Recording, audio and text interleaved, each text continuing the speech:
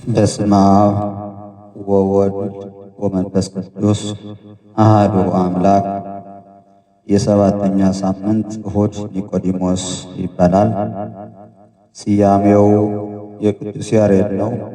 በዚህ ዕለት የፈሪሳውያን አለቃ ኒቆዲሞስ በሌሊት ወደ ጌታ መጥቶ ሲማር ጌታም ምስጢረ ጥምቀትን ዳግም ልደትን ለኒቆዲሞስ እንዳስተማረው እየጠቀሰ ቅዱስ ያሬድ በዮሐንስ ወንጌል ምዕራፍ 3 ላይ ከተጻፈው ስለዘመረው የዕለቱ ስያሜ ኒቆዲሞስ ተብለዋል። መዝሙሩ ሆረ አቤሁ ዘስሙ ኒቆዲሞስ፣ ኒቆዲሞስ የሚባለው ወደሱ ሄደ የሚለው ይሆናል። በቅዳሴ ጊዜ የሚነበቡ የመጽሐፍ ቅዱስ ክፍሎች ሮሜ ምዕራፍ 7 ከቁጥር 1 እስከ 19፣ አንደኛ ዮሐንስ ምዕራፍ 4 ከቁጥር 18 እስከ ፍጻሜ፣ የሐዋርያት ሥራ ምዕራፍ 5 ከቁጥር 34 እስከ ፍጻሜ፣ ምስባክ አወጽከኒ ሌሊተ ወፈተንኮ ለልቤ አመከርከኒ ወይተረክበ አመፃ በላዕሌ ከመ ኢይንብብ አፉየ ግብረ እጓለ እመሕያው፣ መዝሙረ ዳዊት 16 ከቁጥር 3 ልቤን ፈተንከው በሌሊትም ጎበኘኸኝ፣ ፈተንከኝ ምንም አላገኘህብኝም። የሰውን ሥራ አፌ እንዳይናገር ፈቃዴ ነው።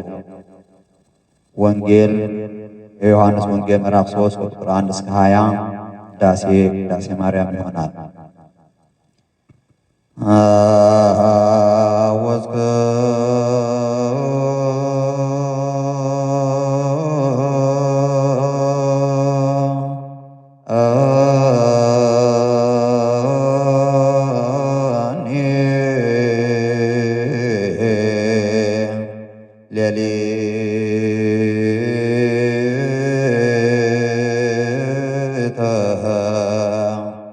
ወፈተንኮ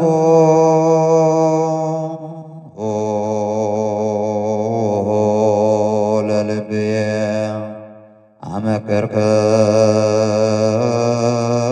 አመከርከኒ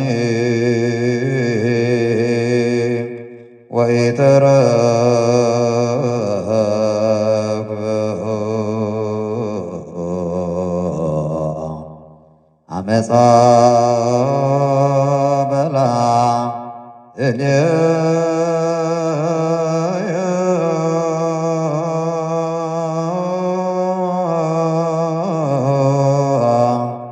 ከመ ኢይንብብ አፉየ ግብረ እጓለ እመሕያው